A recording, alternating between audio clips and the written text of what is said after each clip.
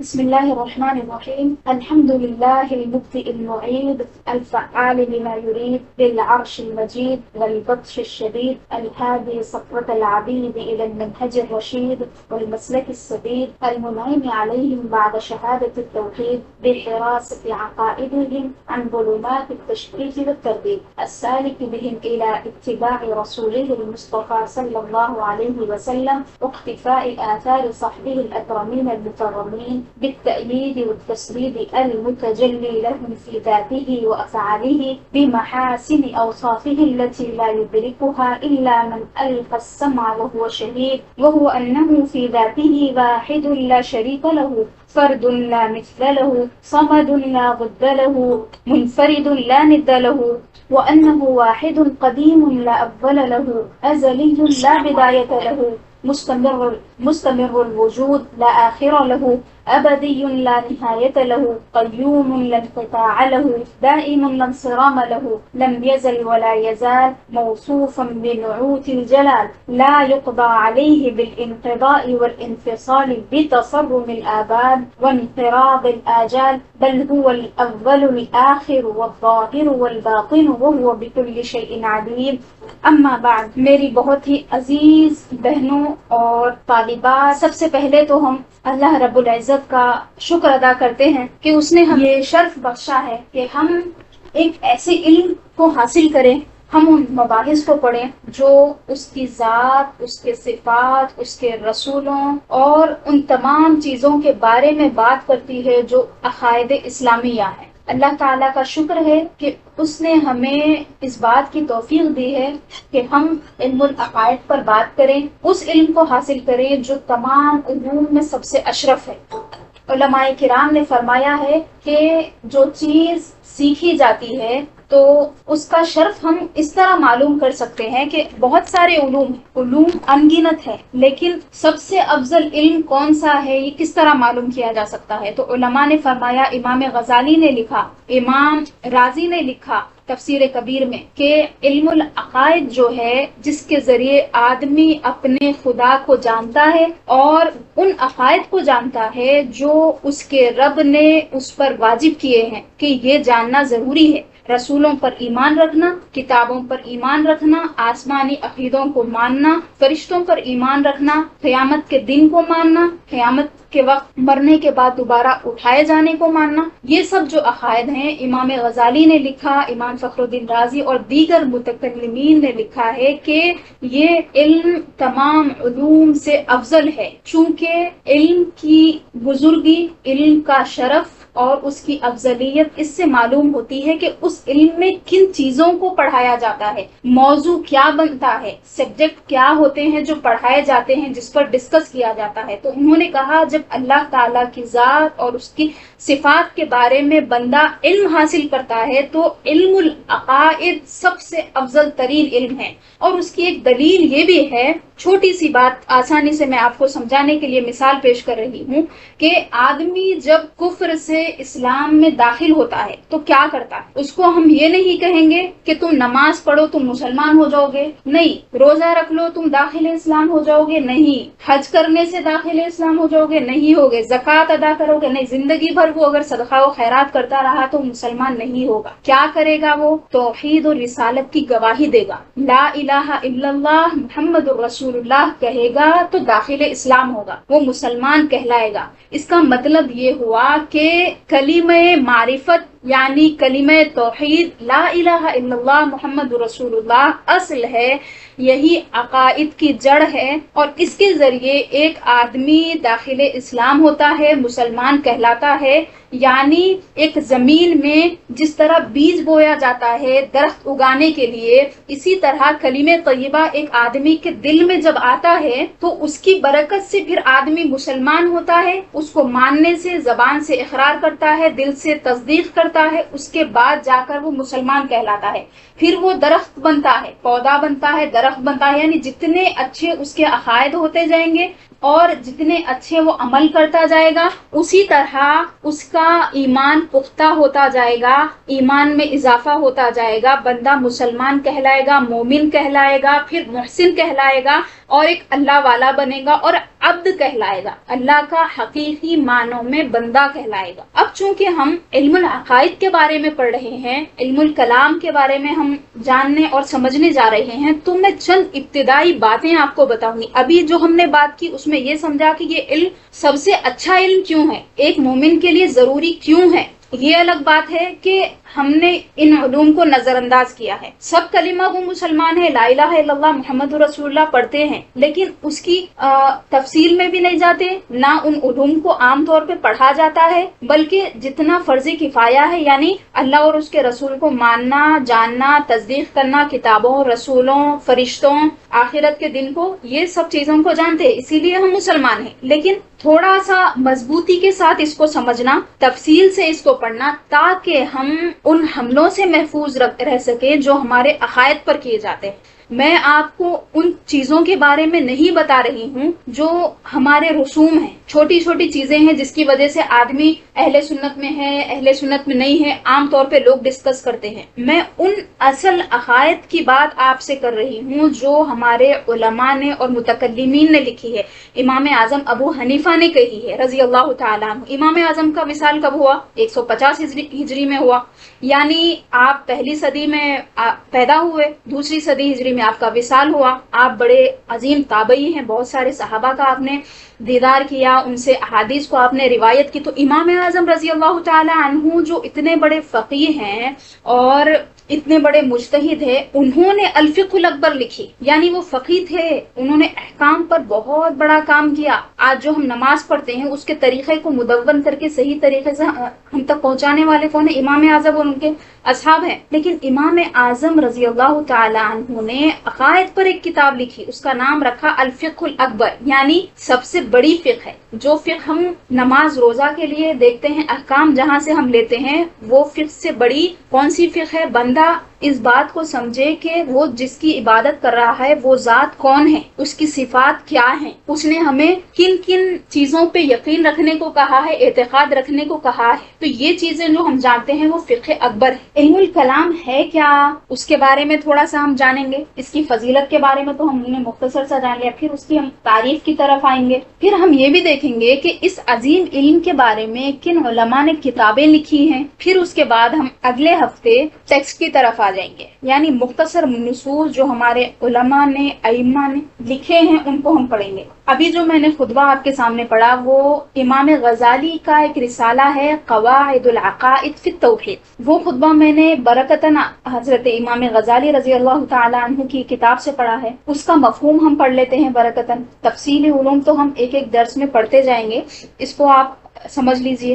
وہ کہتے ہیں اس ذات کی تعریف ہے جو پیدا کرنے والا ہے اور مرنے کے بعد دوبارہ اٹھانے والا ہے، اور وہ کرنے والا ہے جو وہ چاہتا ہے، وہ عرش والا ہے اور سخت پکڑ والا ہے اور ہدایت دینے والا ہے صحیح راستے کی طرف، درست راستے کی طرف، اور اپنے بندوں پر توحید کی گواہی کے بعد اور ایک دوسری بھی نعمت کرنے والا ہے۔ بندے پہ اللہ کی جو پہلی نعمت ہے وہ لا الہ الا اللہ بندے کا کہنا ہے، یعنی اللہ کو ماننا۔ وہ کہتے ہیں اس کے بعد اور ایک چیز ہے، وہ کیا ہے؟ اللہ نے اپنے بندوں کو شک اور تردد کے اندھیروں سے نکال کر صحیح راستے کی طرف راہ دکھانے کے لیے اس کے رسول محمد مصطفیٰ صلی اللہ علیہ وسلم کا راستہ دکھایا، ان کے صحابہ اور ان کے اہل بیت کا راستہ دکھایا اور اس راہ میں ان کی تائید کی۔ اس کے بعد کہتے ہیں وہ ایسی ذات ہے جس کے بہت ہی عمدہ نام ہے، اچھے نام ہے، اور اس کی ایسی صفات ہے کہ کوئی بھی اس کی صفات میں اس کا شریک نہیں ہے، جس طرح اس کی ذات میں اس کا کوئی شریک نہیں۔ اس کے بعد فرمایا کہ وہ ایسی ذات ہے جو واحد ہے، اس میں کوئی شریک نہیں ہے، فرد ہے، اس کا کوئی مثل نہیں ہے، صمد ہے یعنی بے نیاز ہے، اس کی کوئی ضد نہیں ہے، وہ منفرد ہے، اس کا کوئی شریک نہیں ہے، وہ واحد ہے، قدیم ہے، اس کا کوئی اول نہیں، یعنی وہ سب سے پہلے ہے، اس سے پہلے کوئی نہیں ہے، وہ ازلی ہے، اس کی کوئی ابتدا نہیں، اور وہ ہمیشہ رہے گا، اس کا وجود جو ہے مستمر ہے، لا آخر لہ، اس کی کوئی انتہا نہیں، نہ اس کی انقطاع ہے نہ انصرام ہے، وہ ہمیشہ سے ہے، ہمیشہ رہے گا، اور اس کی بہت ہی عظیم صفتیں ہیں، اس کے بعد فرمایا ہے وہ اول ہے، آخر ہے، ظاہر ہے، باطن ہے، اور ہر چیز کو جاننے والا ہے۔ اب یہاں پہ خطبہ ختم ہو گیا۔ اب ہم آئیں گے علم الکلام کو علم الکلام بولتے اور کیا کیا اس کے دیگر نام ہیں۔ علماء کرام نے علم العقائد کے مختلف نام رکھے ہیں، تو عام طور پہ اس کو علم الکلام بھی کہا جاتا ہے، اسی طرح علم التوحید بھی کہا جاتا ہے۔ علم التوحید یعنی وہ علم جس میں توحید کی بات کی جاتی ہے، توحید کو ڈسکس کیا جاتا ہے۔ توحید یعنی اللہ تعالیٰ کو ایک مان۔ اسی طرح اس کو علم اصول الدین بھی کہا جاتا ہے، چونکہ یہاں پہ دین کے اصول سے بحث کی جاتی ہے، یعنی جن جن موضوعات کا میں نے آپ کے سامنے ذکر کیا وہ اصول دین میں سے، یعنی اللہ تعالیٰ کی ذات، اس کی صفات، اس کے رسول، فرشتے، کتابیں، قیامت کا دن اور دیگر سب چیز اصول دین سے بحث کی جاتی ہے، اسی لیے اس کو علم الاصول بھی کہتے ہیں۔ اسی طرح علم الفقہ الاکبر بھی کہا جاتا ہے، اور علم الایمان بھی کہا جاتا ہے، اور علم الاسماء والصفات یہ بھی اس کا ایک نام ہے۔ کیا بولتے ہیں اس کو؟ علم الاسماء والصفات۔ تو یہ اس کے نام ہیں۔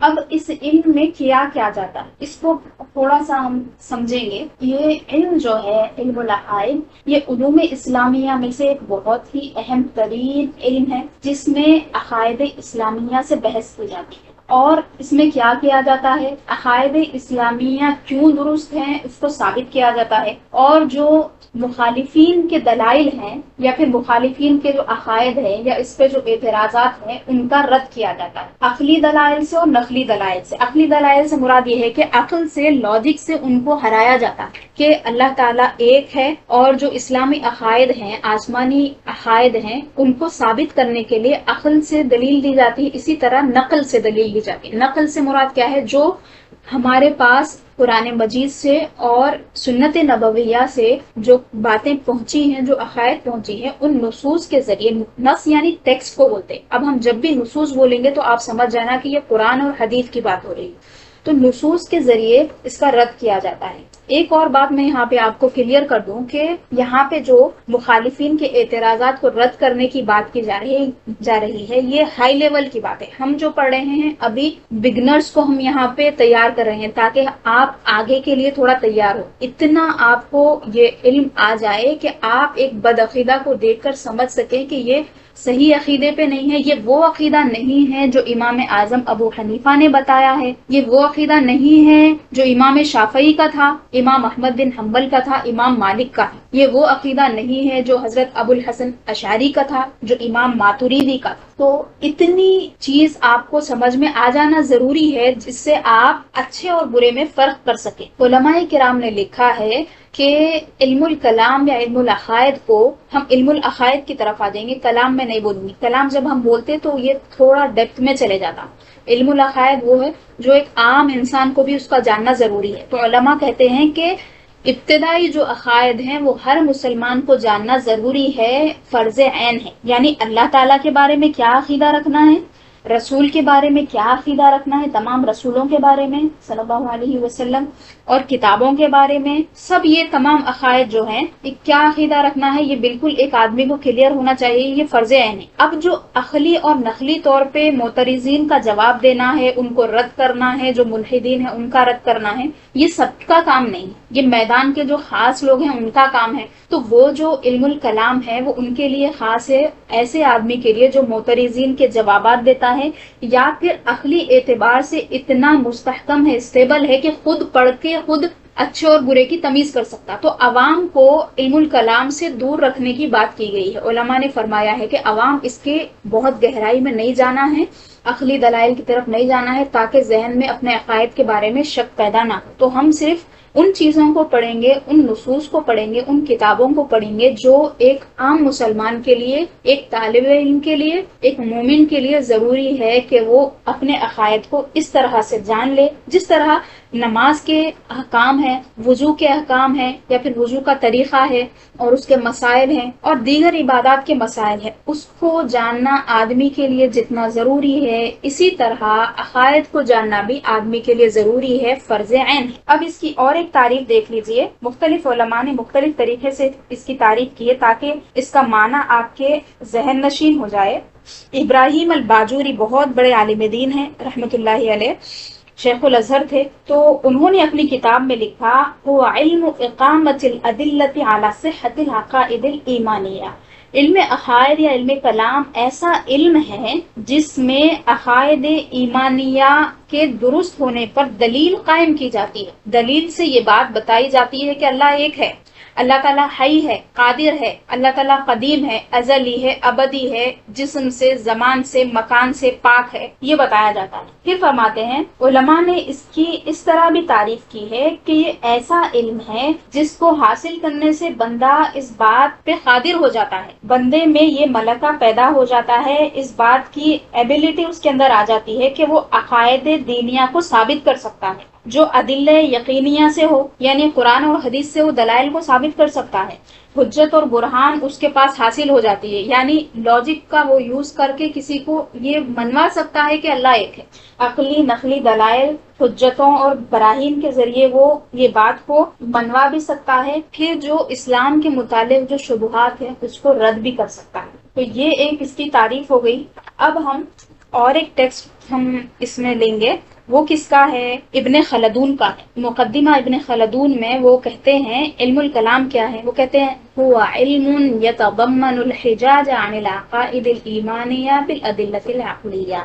یہ ایسا علم ہے جو عقلی دلائل کے ذریعے ایمانی عقائد کو ثابت کرنا سکھاتا ہے. عقلی دلائل کے ذریعے اسلامی عقائد کو ثابت کرنا سکھاتا ہے. اور دوسری چیز کیا سکھاتا ہے؟ جو مبتدعین ہیں یعنی بدعتی ہیں اور اعتقادات میں وہ منحرف ہیں، جو مذاہب سلف اور اہل السنہ کے اعتقادات سے منحرف ہیں. اب دیکھیے پہلے جو دو تعریفیں ہم نے کی اس سے یہ تعریف تھوڑی سی ایڈوانس ہے اور بہت ہی زبردست ہے. اس میں وہ کیا کہہ رہے ہیں؟ کلیئرلی کہہ رہے ہیں ابن خلدون، یہ ہمارے زمانے کے نہیں ہیں، تو آپ ان کے بارے میں تھوڑا سا سرچ کر کے دیکھیے ابن خلدون ہیں کون، ان کا مقدمہ کیا چیز ہے اور آپ کون سی چیز کو پڑھ رہے ہیں. تو وہ کہتے ہیں کہ جو لوگ اہل سنت والجماعت سے منحرف ہو گئے ہیں، ہمارے جو بزرگ گزر چکے ہیں، متقدمین ہیں، ان کے مذہب سے وہ منحرف ہو گئے ہیں، ان کے عقائد کو رد کرنا اس میں بندہ سیکھتا ہے. اور وہ کہتے ہیں کہ اس عقائد ایمانیہ کا جو اصل ہے وہ کیا ہے؟ توحید. سب سے پہلی چیز، سب سے پہلا اصل جس کو اس میں ڈسکس کیا جاتا ہے وہ توحید ہے. تو ہمارا جو آج کا درس ہے وہ علم الکلام کے تعارف پہ تعریف، وجہ تسمیہ، موضوع لغو، یہ چار چیزوں کو ہمیں ڈسکس کرنا تھا. تقریباً ہم نے کور کیا. ایک اہم چیز آگے بڑھنے سے پہلے جس کو جاننا اور سیکھنا ہر طالب علم کے لیے ضروری ہے، میں آپ کو بتا دیتی ہوں وہ کیا ہے. ایک طالب علم کے کیا آداب ہیں. کسی بھی علم کو حاصل کرنے سے پہلے بندے کو کن چیزوں کو سیکھنا ضروری ہے. آپ آگے پڑھیں گے تفصیلات سب آگے آئیں گے، لیکن چونکہ ہمارا آج پہلا دن ہے بہت زیادہ میں نہیں بولوں گی. ابھی تھوڑا سا بعض لوگوں کو دکھاؤں گا، آپ لوگوں کے عبارتیں تھوڑی سی گاڑی ہے، سمجھ میں نہیں آئی، لیکن اس کو میں آہستہ آہستہ چیزیں ریپیٹ کرتے جاؤں گی، سمجھاتے جاؤں گی، چیزیں سمجھ میں آ جائیں گی. تو اب ہمیں جو سمجھنے کی ضرورت ہے دوسری اہم چیز وہ کیا ہے؟ ایک طالب علم کو کسی بھی علم کو سیکھنے سے پہلے کن کن چیزوں سے مزین ہونا چاہیے، کن کن چیزوں کو سمجھنا چاہیے تاکہ وہ صحیح طریقے سے، مکمل طریقے سے ان علوم کو حاصل کر سکے، ان کی برکتوں کو لوٹ سکے. اب اس میں بھی ہم پھر سے امام غزالی کو کوٹ کریں گے. امام غزالی کا ایک رسالہ ہے، ہر ایک کا ادب بتایا ہے. اللہ تعالیٰ کی بارگاہ میں کیسا ادب کرنا ہے، اس کے بعد رسولوں کا کیا ادب ہے صلی اللہ علیہ وسلم، اسی طرح ہر ایک چیز کا انہوں نے ادب بتایا. بات چیت کے کیا آداب ہیں. وہ کہتے ہیں کہ ایک متعلم کا عالم کے ساتھ یعنی ایک اسٹوڈنٹ کا اپنے استاذ کے ساتھ کیا ادب ہونا چاہیے، اس کو بندہ جان لے. وہ کہتے ہیں یبدأہ بالسلام، جب بات شروع کرے تو پہلے سلام کرے. دوسری بات، استاذ کے سامنے کم بات چیت کرے. بات اگر کرنا ہو اس کو تو صرف جو درس وہ پڑھا ہے اس کے متعلق کوئی سوال ہو تو وہ درس کے ختم ہونے کے بعد کر سکتا ہے، غیر ضروری سوالات یا باتیں نہ کرے. اور کہتے ہیں کہ جب وہ اسے ٹھہرنے کو کہے، جب استاذ ٹھہر جائے تو وہ بھی ٹھہرے. اور استاذ کے سامنے یہ نہ کہے کہ فلاں عالم دین نے یا فلاں استاذ نے اس طرح کہا ہے، آپ نے تو یہ کہا ہے، فلاں نے تو یہ کہا تھا، اس طرح نہ کہے. اور اس کے ساتھ جو بیٹھا ہوا ہے اس سے سوال نہ کرے، یعنی اپنے ساتھیوں سے بات چیت نہ کرے. اب آن لائن کلاس ہے ہماری تو یہاں پہ چیٹ میں ڈسکشن کرنا یہ بھی خلاف ادب ہے. اگر آپ کو کوئی چیز سمجھ میں نہیں آئی تو آپ مجلس کے ختم میں سوال کر سکتے ہیں، آپس میں ایک دوسرے سے سوال جواب نہیں کرنا ہے. اور اس کے بعد ابھی امام غزالی کو پڑھ رہی ہوں میں. اس کے بعد وہ فرماتے ہیں وہ جب استاذ بات کر رہا ہے کچھ کہہ رہا ہے تو وہ اس کو مسکرا کر نہ دیکھے، یعنی مسکرانے کے بھی آداب ہیں، مسکرانے کا بھی وقت ہے، غیر ضروری کے نہ مسکرائیں. اور کہتے ہیں کہ جب وہ اپنی کوئی رائے دے تو اس کی رائے کے خلاف اپنی بات پیش نہ کرے، اور جب استاذ ٹھہر جائے تو اس کے کپڑے نہ پکڑے، یعنی دکھاوے کی ٹائپ کی جو چیز ہوتی ہے اس سے منع کیا. اور اس کے بعد فرمائے ہیں ولا یستفہمہ عن مسئلۃ بطرف،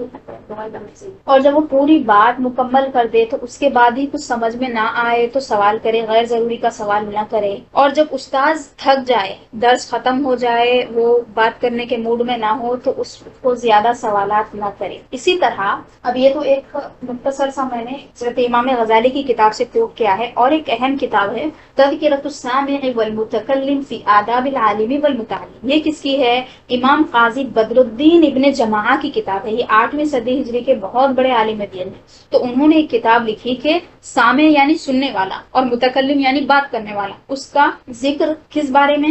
عالم اور متعلم کے آداب کے بارے میں. اب انہوں نے جو آداب ڈسکس کیے ہیں کہ ایک طالب علم کو اپنے ساتھ کن آداب کا لحاظ رکھنا چاہیے، استاذ کے ساتھ کن آداب کا لحاظ رکھنا چاہیے، انہوں نے اس کی تفصیل بتائی. اس میں اہم باتیں انہوں نے یہ کی کہ وہ اپنی صفات کو عمدہ کرے. جب آدمی طالب علم بنتا ہے، علم حاصل کرنے نکلتا ہے، تو اس کو سب سے پہلے خراب عادتوں سے دور ہونا ضروری ہے. غیر ضروری بات چیت، غیر ضروری لوگوں سے تعلقات یا ملاقات، اور اسی طرح جھوٹ اور غیبت، بد نظری اور چغلی، اس طرح کی تمام خراب عادتیں، اس کو چھوڑنا اس کو ضروری ہے.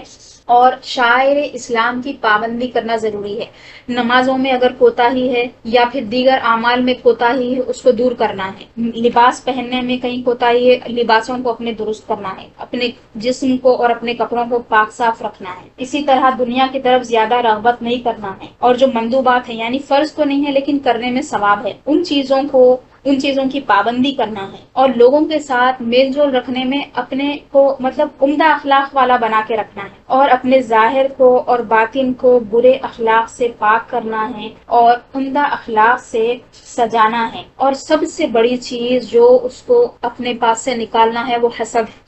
طالب علم میں حسد نہیں ہونا چاہیے. اگر کسی سے بندے کو حسد ہو رہا تو وہ فوری اپنا علاج کرے. پہلے تو یہ سوچے کہ جس نعمت سے مجھے تکلیف ہو رہی ہے، فلاں کے پاس کوئی نعمت ہے، مجھے اس سے تکلیف کیوں ہو رہی ہے؟ نعمت دینے والا تو اللہ تعالیٰ ہے. اللہ کی بارگاہ میں بے ادبی ہے حسد کرنا، تو فوری وہ استغفار کرنا شروع کر دے.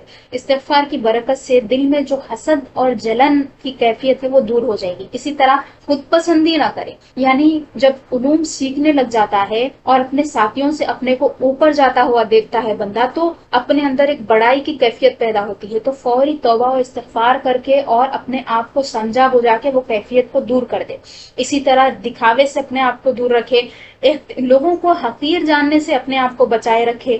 اسی طرح اب جو اچھی عادتیں ہیں وہ کیا کرنا ہے؟ اور زیادہ علم حاصل کرنے کی حرص کرتا رہے اور ہمیشہ محنت اور کوشش کرتا رہے. اتنی محنت کرتا جائے کہیں وہ رکنا نہیں چاہیے اس کو. اس کے بعد وہ فرماتے ہیں کہ اگر وہ کوئی چیز نہیں جانتا ہے تو سیکھنے میں اسے کوئی حرج نہیں ہونا چاہیے. کس سے؟ جو منصب میں یا عہدے میں اس سے چھوٹا ہے، یا نسب میں چھوٹا ہے، یا عمر میں چھوٹا ہے، تو اس سے اگر کوئی چیز سیکھنی پڑ رہی ہے اس کو، تو وہ اپنے آپ کو بڑا نہ سمجھے، تکبر نہ کرے. اور لکھنے پڑھنے میں اپنے آپ کو مصروف رکھے، غیر ضروری چیزوں سے اپنے آپ کو نکالے. اور سب سے اہم بات جو وہ کہتے ہیں، ہمیشہ اللہ تعالیٰ کو وہ حاضر و ناظر جانے. ایک علوم شریعت، علوم اسلامیہ، علوم عقائد کا طلب کرنے والا ان صفات سے مزین ہونا اس کو ضروری ہے کہ وہ تنہائی میں ہو یا پھر لوگوں کے سامنے ہو، ہر حال میں اپنے آپ کو یہ سمجھے کہ اللہ مجھے دیکھ رہا ہے، میں اللہ تعالیٰ کی بارگاہ میں. تو بندے کو جب یہ چیزیں ذہن میں رہیں گی، اپنے آپ کی صفائی کرنا، جسم کی، روح کی، پھر اللہ تعالیٰ کی بارگاہ میں حضوری کا وہ سوچتا رہے گا، تو خود بخود بندہ نیک صفات سے متصف ہوتا جائے گا، برے اخلاق اس سے دور ہوتے جائے گا۔ اب ایک اور اہم بات کی طرف ہم آتے ہیں، یہ پہلے درس میں سمجھنے اور جاننے کی بہت ضرورت ہے ان چیزوں کو، کہ عقائد جو ہیں یہ اصل ہے اور اعمال جو ہیں وہ فرع ہیں۔ اور اصل جو ہوتا ہے، جب تک اصل کا وجود نہ ہوگا، یعنی بنیاد نہیں ہوگی، فاؤنڈیشن نہ ہوگا، تو پھر عمارت قائم نہیں ہو سکتی۔ بیج نہیں ہوگا تو درخت نہیں ہوگا، اور بنیاد نہیں ہوگی تو عمارت نہیں ہوگی۔ یہ بات سمجھنا ضروری ہے، اور اس بات کو سمجھنے کے لیے ہم ایک مرتبہ تبرکن حدیث احسان کو ہم پڑھ لیتے ہیں۔ آپ میں سے اکثر لوگ اس حدیث شریف کو جانتے ہوں گے، آپ لوگوں نے پڑھا ہوگا، لیکن چونکہ ہمارے عقائد کی اصل ہے وہ، اس کو حدیث احسان بھی کہتے ہیں، حدیث جبریل بھی کہتے ہیں، اس کو ہم پڑھ لیں گے تاکہ ہمیں یہ بات سمجھ میں آ جائے کہ ہم انہی موضوعات کو آگے تفصیل سے پڑھنے والے ہیں جو اس میں رسول اللہ صلی اللہ علیہ وسلم نے ذکر کیے۔ حضرت عمر فاروق رضی اللہ تعالیٰ عنہ روایت کرتے ہیں، ان سے روایت ہے، بخاری شریف کی روایت ہے، مسلم شریف کی ہے۔ وہ فرماتے ہیں کہ ہم رسول اللہ صلی اللہ علیہ وسلم کی بارگاہ میں بیٹھے ہوئے تھے کہ ایک شخص آیا اور ان کے کپڑے انتہائی سفید تھے، اور وہ شخص تھا تو اجنبی، لیکن کپڑے بھی صاف ہیں اور کوئی گرد و غبار بھی اس کے کپڑوں پر نہیں۔ یہ حیرت انگیز بات تھی، کیونکہ نیا آدمی آیا ہوگا تو سفر سے آیا ہوگا، کپڑے تو خراب ہونے چاہیے، لیکن ان کے کپڑے خراب نہیں تھے۔ اس کے بعد وہ کہتے ہیں کہ وہ حضور کے قریب آئے اور انہوں نے اپنے گھٹنے حضور کے گھٹنوں سے لگائے، یعنی بالکل قریب ہو کر بیٹھ گئے اور اپنے ہاتھوں کو گھٹنوں پر رکھ دیا حضور اکرم صلی اللہ علیہ وسلم کے دونوں پیروں۔ اس کے بعد کہنے لگے کہ اسلام کیا ہے، انہوں نے اسلام کے بارے میں سوال کیا، تو رسول اللہ صلی اللہ علیہ وسلم نے ان کو جواب دیا کہ ان تؤمن باللہ۔ سوال کا جواب حضور نے جہاں سے شروع کیا، جس کی ہم اتنی دیر سے بات کر رہے تھے، توحید۔ حضور نے فرمایا کہ اسلام یہ ہے کہ تم اللہ تعالیٰ پہ ایمان لاؤ، ایمان کے بارے میں فرمایا حضور۔ اس کے بعد فرمایا وملائکتہ وکتبہ ورسلہ، اس کے فرشتوں پر ایمان لاؤ، کتابوں پہ ایمان لاؤ، رسولوں پہ ایمان لاؤ، اور ایک حدیث میں یہ بھی اضافہ ہے والقدر خیرہ وشرہ من اللہ، اور تقدیر پر ایمان لاؤ کہ اچھی اور بری تقدیر اللہ تعالیٰ کی طرف سے۔ یہ اسلام کا انہوں نے سوال کیا، تو حضور نے ان عقائد کے بارے میں بتایا کہ اس کو جاننے سے آدمی مومن ہوتا ہے۔ اسلام کا جب سوال کیا تو رسول اللہ صلی اللہ علیہ وسلم نے فرمایا کہ ان تقیم الصلاۃ وتؤتی الزکاۃ وتصوم رمضان وتحج البیت، فرمایا کہ تم نماز قائم کرو، زکوٰۃ ادا کرو، روزے رکھو اور حج کرو۔ اور رسول اللہ صلی اللہ علیہ وسلم نے جب اپنا جواب مکمل کیا تو وہ شخص کہنے لگا کہ صدقت، آپ نے درست کہا۔ 2 مرتبہ بھی انہوں نے اسی طرح کہا۔ تیسرا سوال انہوں نے کیا کہ مل احسان، احسان کیا ہے؟ اب اس بات کے جواب میں حضور نے ایک خاص قسم کا جواب دیا اور فرمایا ان تعبد اللہ کأنک تراہ فإن لم تکن تراہ فإنہ یراک۔ حضور نے فرمایا کہ احسان یہ ہے کہ تم اللہ کی عبادت اس طرح کرو، یعنی پہلے دونوں میں جو چیزیں سمجھائی گئی تھی، یعنی ایمان میں اور اسلام میں جو چیزیں بتائی گئی تھی، وہ چیز میں کوالٹی پیدا کرنے کا نام احسان ہے۔ ایک الگ سے چیز حضور نے نہیں بتائی، فرمایا کہ ان تعبد اللہ، عبادت میں اسلام ایمان میں جو چیزیں بتائی تھی وہ سب چیزیں آ گئی، تو حضور نے فرمایا کہ ان تعبد اللہ کأنک تراہ، تم اللہ کی عبادت ایسے کرو جیسے کہ تم اس کو دیکھ رہے۔ پھر اس کے بعد تھوڑا سا نیچے آئے اور فرمایا، نیچے آئے یعنی اعلیٰ درجے کی بات پہلے بتا دی، پھر دوسرے درجے کی بات بتائی کہ فإن لم تکن تراہ، اگر تم اس کو نہیں دیکھ سکتے ہو، فإنہ یراک، وہ تو تمہیں دیکھ رہا ہے۔ یعنی عبادتوں میں کیفیت کو پیدا کرنا اور اس میں ایک حضوری کی کیفیت کو لانا، مراقبے کی کیفیت کو لانا، یہ بتایا حضور نے۔ اس کے بعد انہوں نے کہا صدقت، آپ نے سچ فرمایا۔ اب اس کے بعد بھی انہوں نے ایک سوال کیا اور فرمایا کہ قیامت کی علامتیں کیا ہے، قیامت کب قائم ہوگی، علامتیں نہیں، سیدھا انہوں نے قیامت کے بارے میں سوال کیا، متی الساعہ، قیامت کب آئے گی؟ تو رسول اللہ صلی اللہ علیہ وسلم نے فرمایا مل مسئول عنہا بعلم من السائل، جس سے سوال کیا جا رہا ہے وہ سائل سے زیادہ نہیں جانتا، یعنی جو چیز حضرت جبریل جانتے تھے وہی چیز حضور سے سوال کرتے جا رہے تھے، کیونکہ صحابہ کو سکھانا مقصود تھا۔ حضور جواب دے رہے تھے، حضرت جبریل یعنی جو شخص آیا ہوا تھا وہ حضرت جبریل تھے، وہ صدقتا کہتے جا رہے تھے۔ یہ اس بات کو حضور نے چھپا کر رکھا اور فرمایا کہ اس کو کیا بولتے، اسلوب حکیم بولتے، بلاغت میں اس کو بلاغت ایک مکمل علم ہے، اس میں اسے اسلوب حکیم کہتے ہیں، یعنی جو سوال کیا جا رہا ہے اگر اس کا جواب نہیں دیا جا سکتا کسی وجہ سے تو اس کو جواب کو بہت ہی حکیمانہ انداز سے پھیر دیا جاتا ہے۔ تو حضور نے فرمایا کہ جس سے سوال کیا جا رہا ہے وہ سوال کرنے والے سے زیادہ نہیں جانتا جانتا یعنی اس مسئلے میں، تو حضور نے اس بات کو چھپا کر رکھا۔ پھر وہ شخص چلا گیا۔ بعد میں حضور نے حضرت عمر سے صحابہ سے پوچھا کہ تم جانتے ہو کہ یہ کون تھے؟ حضرت عمر نے کہا کہ اللہ و رسولہ عالم۔ تو حضور نے فرمایا کہ یہ اتاکم جبریل، تمہارے پاس جبریل آئے تھے، یعلمکم دینکم، تمہیں تمہارا دین سکھانے کے لیے۔ حضرت جبریل علیہ السلام تمہارا دین سکھانے کے لیے آئے تھے۔ تو مطلب کیا ہوا کہ انہوں نے دین میں ہمیں اہم باتیں کیا بتائی؟ اسلام، ایمان، احسان اور قیامت۔ اگرچہ کہ ایمان میں جن جن عقائد کا ذکر کیا گیا ہے اس میں قیامت شامل ہے، قیامت پہ ایمان رکھنا شامل ہے، لیکن اس کی اہمیت کو بتانے کے لیے الگ سے سوال کیا گیا ہے۔ تو یہ سب جو 3 چیزیں ہیں یا پھر 4 چیزیں ہیں، یہ چاروں کو ملا کر دین بنتا ہے، عقائد بنتے ہیں، احکام بنتے ہیں۔ تو یہ حدیث شریف جو ہے بہت ہی اہم حدیث ہے ہمارے، اور ایک بہت اہم سوال کا ہم آپ کو جواب دیں گے۔ اس زمانے میں علم عقائد کی ہمیں کیوں ضرورت محسوس ہوئی؟ ان کو پڑھنا کیوں ضروری ہے؟ ایسی کیا اہم چیز ہے جس وجہ سے ہم یہ کورس رکھے ہیں آپ لوگوں کے لیے؟ ہم ابتدا سے لے کے جا رہے ہیں، اس کی ضرورت کیا ہے، اس کی اہمیت کیا ہے اس دور میں؟ تو اس کا جواب یہ ہوگا کہ یہ دور جو ہے یہ دور پرفتن ہے۔ رسول اللہ صلی اللہ علیہ وسلم نے اس دور کے بارے میں فرمایا کہ اس زمانے میں، آخری زمانے میں فتنے ایسے نازل ہوں گے جیسے بارش کے قطرے نازل ہو رہے ہیں۔ تو یہ فتنوں سے مراد صرف اعمال میں خرابیاں نہیں ہوں گی، یعنی انٹرنیٹ کا زمانہ ہے، سوشل میڈیا کا زمانہ ہے، اس میں فتنے بہت سارے ہیں، زیادہ تر آنکھ سے متعلق ہے، کان سے متعلق ہے، جسم سے متعلق ہے، لیکن بہت سارے فتنے ایسے ہیں جو فکر سے متعلق ہیں، ہمارے عقائد سے متعلق ہے، جس کو آدمی غور بھی نہیں کرتا، اس کے دماغ میں چلے جاتے ہیں۔ تو اس زمانے کے بارے میں حضور نے فرمایا کہ یہ ایسا زمانہ ہے کہ بارش کے قطروں کی طرح فتنے نازل ہوں۔ اب یہ فتنوں سے اپنے آپ کو بچانا بھی ہے، بچانے کا ہمیں حکم دیا گیا ہے، نیک اعمال کر کے ان فتنوں سے بچ جاؤ فرمایا حضور نے۔ اور یہ زمانہ ایسا ہے کہ اس میں عقائد کو بالکل حقیر جانا جا رہا ہے، یعنی عقیدے کی کوئی اہمیت نہیں ہے۔ آدمی اگر نماز پڑھ لے، آدمی روزہ رکھ لے، آپ کو کافی ہے نماز روزہ رکھنا، عقیدے کی کوئی اہمیت نہیں، یہ بتایا جا رہا۔ آپ مسلمان ہیں، کلمہ پڑھ لیے، نماز روزہ رکھ لیا، آپ کے لیے کافی ہے۔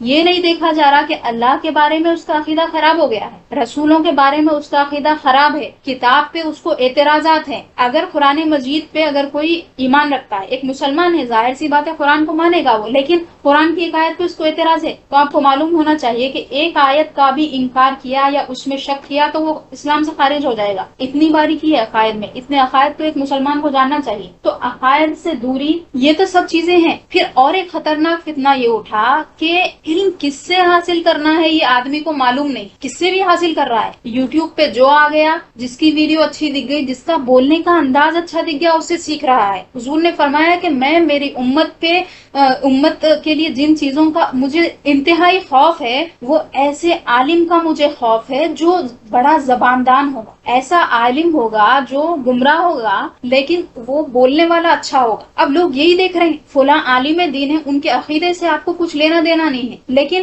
بولنے والا اچھا ہے، فٹ فٹ فٹ فٹ بولتا۔ بعض تو اردو بولنے والے اردو اسپیکرز کو بھی پسند کرتے کیونکہ وہ مذاقی انداز میں بولتے یا پھر بہت تیزی سے بولتے اور قرآن حدیث کو کوٹ کرتے جاتے، یا پھر اس وجہ سے متاثر ہو جاتے کہ وہ انگلش اچھی بولتے یا پھر عربی اچھی بولتے۔ تو حضور نے فرمایا کہ میں اس چیز سے بہت زیادہ خوف رکھتا ہوں، اخوف ما اخاف علی امتی کل منافق علیم اللسان، ہر اس منافق سے جو زبان کو جاننے والا ہے، بات کرنے کا ڈھنگ ہے، اس کو بات کرنے کا طریقہ ہے، اور کس طرح سے لوگوں کو منانا ہے وہ اس کو آتا ہے، یعنی اس نے عقائد کو تو اپنے درست نہیں کیا، اچھا ایک مومن نہیں بن سکا، منافق ہے۔ حضور نے فرما دیا کلو منافق، فرمایا وہ ہے تو منافق لیکن زبان سے لوگوں کو اپنے جال میں پھنسا لیتا ہے۔ تو کس کو سننا ہے یہ بھی آپ کو کلیئر کرنا ضروری ہے اس زمانے۔ پھر جب کس کو سننا کس کو نہیں سننا ہم بول رہے ہیں تو چوتھی اہم بات کیا آ جاتی؟ صحبت صالحہ کی آ جاتی، یعنی کس کی صحبت میں آپ کو بیٹھنا ہے۔ پہلے تو صحبت میں بیٹھنے کا مطلب یہ ہوتا تھا کہ عالم دین کی خدمت میں رہا جاتا تھا، صبح کے دروس میں، شام کے دروس میں، یا پھر مکمل ہاسٹل میں رہ کے ان کے ساتھ پڑھا جاتا تھا، یہ چیزیں ہوتی تھی۔ اب تو کیا ہو گیا، صحبت آن لائن ہو گئی، کسی ایک عالم دین کو یا کسی اسپیکر کو، یعنی عالم دین نہیں ہے وہ، لیکن اس نے بولنا سیکھ لیا، اس نے معلومات حاصل کی ہے، گوگل سرچ کیا، چیزیں ادھر ادھر سے جمع کی، ویکیپیڈیا سے تھوڑی چیزیں لے لی۔ اب جو عالم 10 سال 20 سال لگا کے علم حاصل کیا، اس میں اور یہ 2 سال میں جو تیار ہو کے ایک دم میدان میں آ گیا ہے، اس میں کتنا بڑا فرق ہے۔ اللہ تعالیٰ فرماتا ہے اعوذ باللہ من الشیطان الرجیم قل هل يستوي الذین یعلمون والذین لا یعلمون، اے حبیب صلی اللہ علیہ وسلم آپ فرما دے کہ کیا وہ لوگ جو جانتے ہیں اور جو نہیں جانتے دونوں برابر ہو سکتے ہیں؟ ہرگز نہیں ہو سکتے۔ اس کا جواب کیا ہے؟ ہرگز نہیں۔ جو جانتے ہیں جو نہیں جانتے ہیں وہ دونوں برابر ہو سکتے ہیں یا نہیں ہو سکتے؟ ایک اندھا اور ایک بینا یعنی دیکھنے والا برابر ہو سکتے ہیں؟ بالکل نہیں ہو سکتے۔ تو جس طرح ایک دیکھنے والا ایک نابینا دیکھنے والے کے برابر نہیں ہو سکتا، ایک نہیں جاننے والا جاننے والے کے برابر نہیں ہو سکتا۔ تو حصول علم کے لیے صحبت صالحہ ضروری ہے، اور ایسے علماء سے علم حاصل کرنا ضروری ہے جو علم کو کتابوں سے اساتذہ سے انہوں نے زانو تلمس طے کر کے سیکھا ہے، ان سے سیکھنا، ان سے حاصل کرنا بہت ضروری ہے، اور باضابطہ حصول علم کرنے سے ہی آدمی عالم بنتا ہے۔ اب ایک اور میں بات یہاں پہ آپ کو بتانے جا رہی ہوں کہ اب آپ لوگ یہ کورس کر رہے ہیں، آپ لوگوں نے رجسٹر کیا، آپ کی دلچسپی سے معلوم ہوئی، مجھے خوشی ہوئی، بہت سارے لوگوں نے رجسٹر کیا، تقریباً 70 لوگوں نے۔ یہ کیوں کیا؟ آپ کو سیکھنے کی خواہش تھی، دلچسپی تھی کہ کیا ہے سیکھیں گے، لیکن ایک بات آپ یاد رکھیں، آپ یہ جو سیکھ رہے ہیں اس سے آپ عالم نہیں بنیں گے۔ ہمارا آج کل کا جو مزاج ہو گیا ہے بچیوں کا کہ ایک ڈپلوما کورس ہے یا پھر چھوٹا موٹا کوئی کورس کر کے یا پھر 2 سالہ کورس، عالمہ کورس کر کے اپنے آپ کو عالم سمجھنے لگتے۔ نہیں، آپ 10 سال پڑھنے کے بعد میں یہ لیاقت حاصل کرتے ہیں،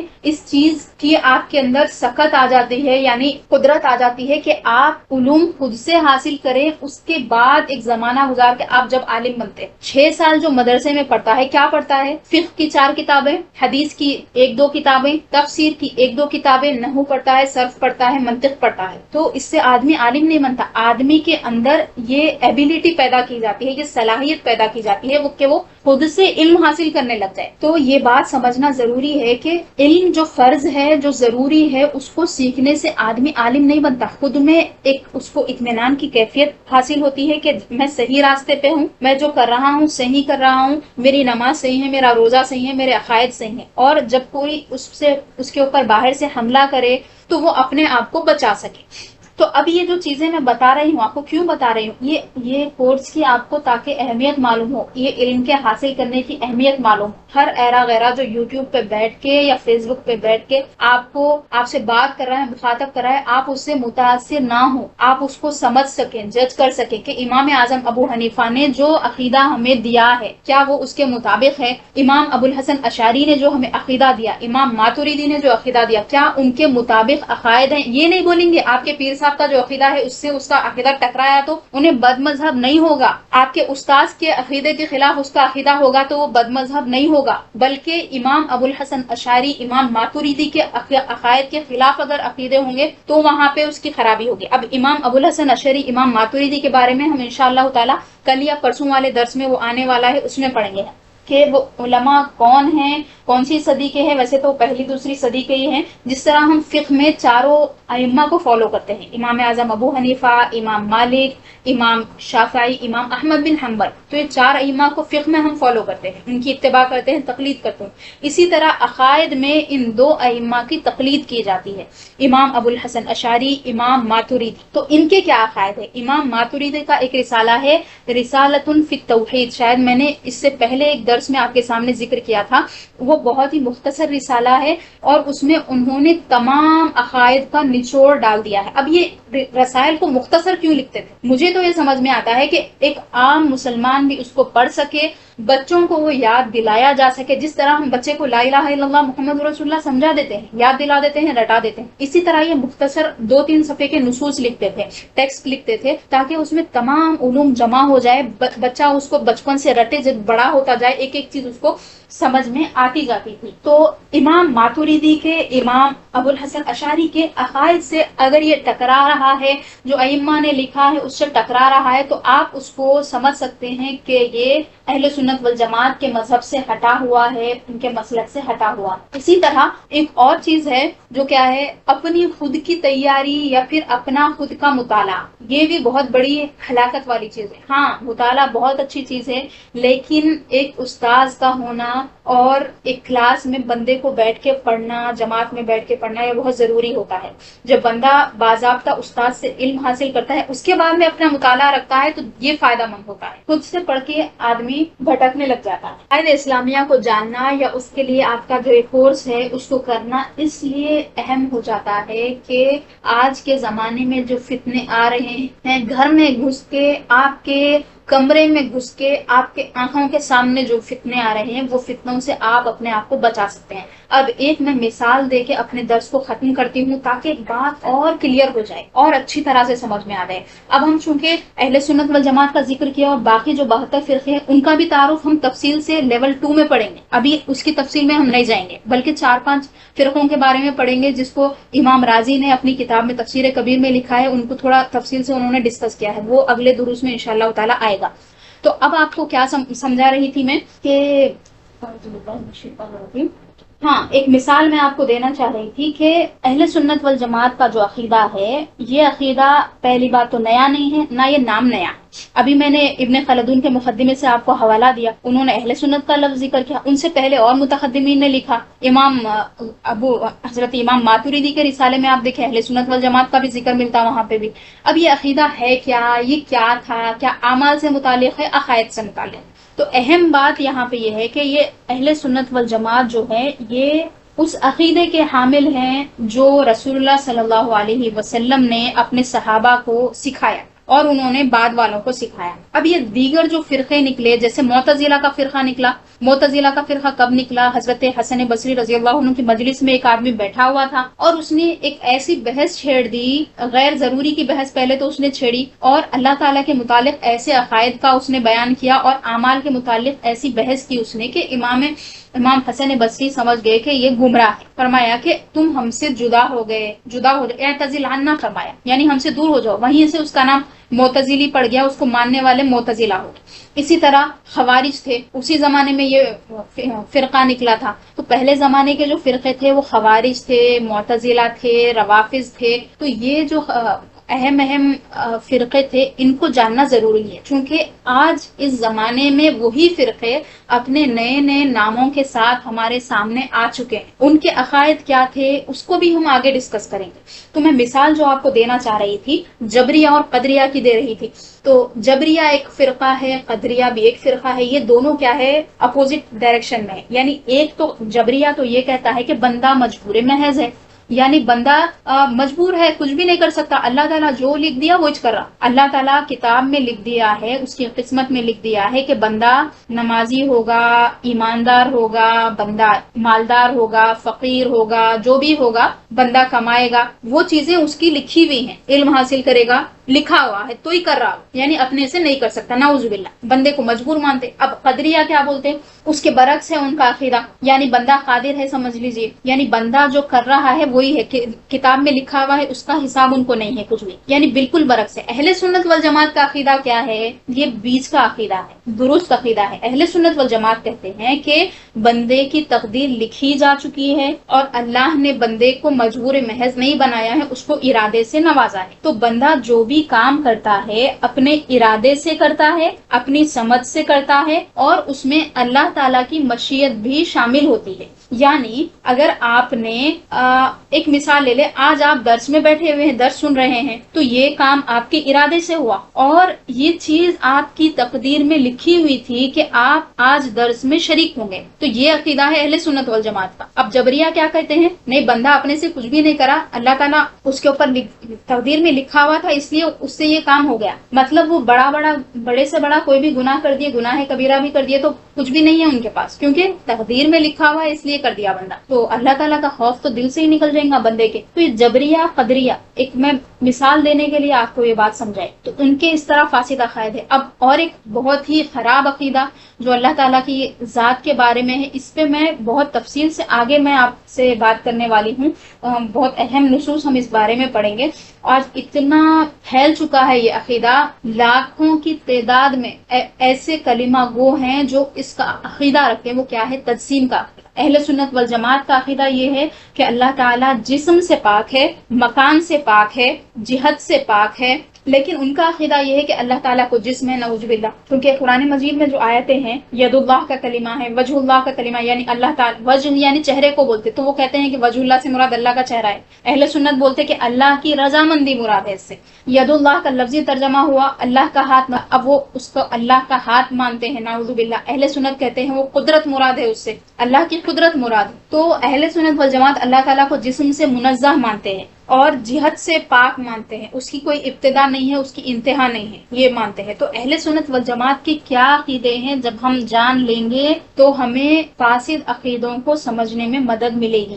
تو جتنی تیزی سے یہ عقائد پھیل رہے ہیں اور یہ فرقے پھیل رہے ہیں، اتنی شدت سے ہمیں اہل سنت والجماعت کے عقیدے کو پختہ کرنا، اس کو سمجھنا، اپنے گھر والوں کو، اپنے بچوں کو جو آپ کے تحت آتے ہیں، جن کے اوپر آپ کی ذمہ داری بنتی ہے، ان کو سمجھانا، سب سے پہلے اپنے آپ کو تیار کرنا، یہ ہمارے لیے فرض عین بن جاتا. کیونکہ جب تک آدمی کا عقیدہ صحیح نہیں ہوگا، اس کے اعمال کی کوئی حقیقت نہیں ہے. عقیدہ ہی صحیح نہیں ہے تو اعمال کا لے کے کیا کرے گا آدمی؟ اللہ تعالیٰ قبول ہی نہیں کرے گا. عقیدہ صحیح رہے گا تو پھر اعمال اس کے قبول ہوں گے. امید ہے کہ یہ باتیں آپ کی سمجھ میں آئی ہوں گی. بہت چیزیں اگر سمجھ میں نہیں آئی تو آپ اس کو دوبارہ سے سنیے. اگلے دروس میں چونکہ ہم ٹیکسٹ پڑھتے جائیں گے، آسانی سے چیزیں آپ کو سمجھ میں آتی جائیں گی. پہلا ہے یہ درس، تو ہو سکتا بعض چیزیں سمجھنے میں مشکل ہوئی ہوگی. ہم درس کو آج ختم کریں گے اور انشاءاللہ کل بالکل اسی وقت پہ، یعنی 5 بجے سے انڈیا کے ٹائم کے مطابق ہم درس شروع کریں گے. وصلی اللہ تعالی علی خیر خلقہ سیدنا محمد وآلہ وصحبہ اجمعین. اللہ تعالیٰ سے دعا ہے کہ ہمیں عقائد اہل سنت پر قائم رکھے، وہ عقیدہ جو امام ابو الحسن اشعری، امام ماتریدی، ائمہ اربعہ کا عقیدہ تھا، جو عقیدہ رسول اللہ صلی اللہ علیہ وسلم نے صحابہ کو دیا تھا، اس عقیدے پر ہمیں قائم رکھے. اس کو سمجھنے کے لیے ہمارے لیے راہیں ہموار کرے اور ہم اس کی ذات کا شکر ادا کرتے ہیں. اللہ تعالیٰ کی بارگاہ میں شکرانے کا نذرانہ پیش کرتے ہیں کہ اس نے ہمیں توفیق دی کہ ہم اس کی ذات کے بارے میں، اس کی صفات کے بارے میں، اس کے انبیاء، اس کی کتابوں اور قیامت کے دن کے بارے میں ہم مفصلاً پڑھنے جا رہے ہیں. یہ صرف اور صرف اللہ کی توفیق سے ممکن ہوا. الحمدللہ علی ذلک. اس پر اللہ تعالیٰ کا بے انتہا ہم شکر ادا کرتے ہیں. اور اللہ پاک درود اور سلام نازل فرمائے اپنے حبیب مکرم محمد صلی اللہ علیہ وسلم پر اور آپ کی آل پاک پر اور تمام اصحاب پر رضی اللہ تعالی عنہ اجمعین.